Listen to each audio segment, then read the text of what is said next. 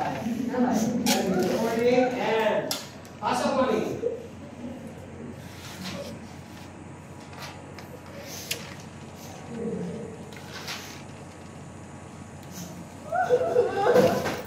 Walang hiya ka! Anong ginawa mo sa anak ko, ha? Anong ginawa ko? Anong ginawa mo? Bakit sinasaktan mo yung anak ko? Ha? Wala kang kasing sama. Buti na lang pumunta ako dito para sorpresahin siya. Classroom ko? Ako ang masusunod dito.